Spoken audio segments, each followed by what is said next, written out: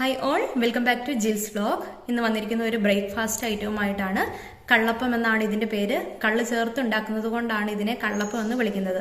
പക്ഷെ കള്ള് എന്ന പേര് കേട്ട് നിങ്ങൾ സ്കിപ്പ് ചെയ്ത് പോകണ്ട. നമ്മൾ കള്ള് ചേർക്കാതെയാണ് ഈ അപ്പം ഉണ്ടാക്കാൻ പോകുന്നത്. അപ്പോൾ വീഡിയോ മുഴുവനായി കാണുക. വീഡിയോ ലൈക്ക് ചെയ്യുക, ഷെയർ ചെയ്യുക, സബ്സ്ക്രൈബ് ചെയ്യുക. ഓക്കെ.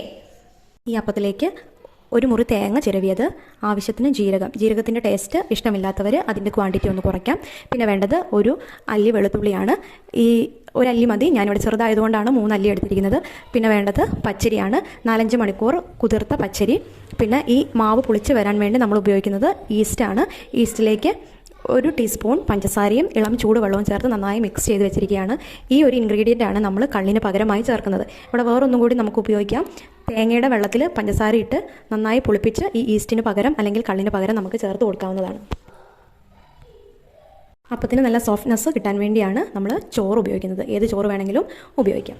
കഴുകി വൃത്തിയായി വെച്ചിരിക്കുന്ന അരിയിലേക്ക് നമ്മൾ ഈ ചോറ് കൂടിയിട്ട് ഒന്ന് മിക്സ് ചെയ്ത് എടുക്കാം. മിക്സിയുടെ ജാറെടുത്ത് അതിലേക്ക് അരിയും ചോറും കൂടി ഇട്ട് നന്നായി പേസ്റ്റ് രൂപത്തിൽ അരച്ചെടുക്കാം.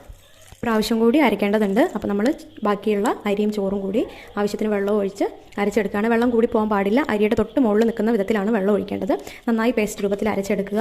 അതിനുശേഷം ഈ അരപ്പിലേക്ക് നമ്മൾ ചിരവി വെച്ചിരിക്കുന്ന തേങ്ങ, ജീരകം, വെളുത്തുള്ളി ഇതെല്ലാം കൂടി ഇട്ട് ഒന്ന് ക്രഷ് ചെയ്തെടുക്കുക. ക്രഷ് ചെയ്തെടുക്കാനേ പാടുള്ളൂ. കാരണം തേങ്ങ അരിഞ്ഞു പോയാൽ ഇതിൻ്റെ ടേസ്റ്റ് മാറിപ്പോകും. നമുക്ക് തേങ്ങ ഒന്ന് കടിക്കാൻ വേണം. അപ്പോൾ ഒന്ന് ക്രഷ് ചെയ്ത് മാത്രം എടുക്കുക. ഇതൊരു പാത്രത്തിലേക്ക് ഒഴിച്ച് കൊടുക്കാം. ആവശ്യത്തിന് ഉപ്പ് കൂടിയിട്ട് നമ്മുടെ കൈ കൊണ്ട് നന്നായിട്ടൊന്ന് മിക്സ് ചെയ്ത് മൂടി വെക്കാം.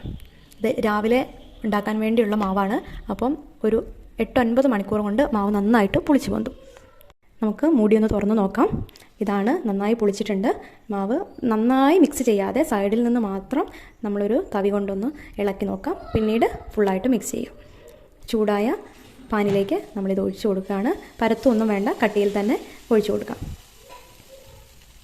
അപ്പത്തിൽ കുത്തുകൾ അല്ലെങ്കിൽ ബബിൾസ് വരുന്നത് വരെ നോക്കി നമുക്കൊന്ന് മൂടി വെക്കാം. ഒരു 2 മിനിറ്റിന് ശേഷം മൂടി തുറന്ന് നമുക്കൊന്ന് മറിച്ചിടാം. ഇതുപോലെ ബാക്കിയുള്ളതെല്ലാം ചെയ്യാം. എല്ലാവരും ഉണ്ടാക്കി നോക്കി കമൻറ്റ് അറിയിക്കാം കേട്ടോ. താങ്ക്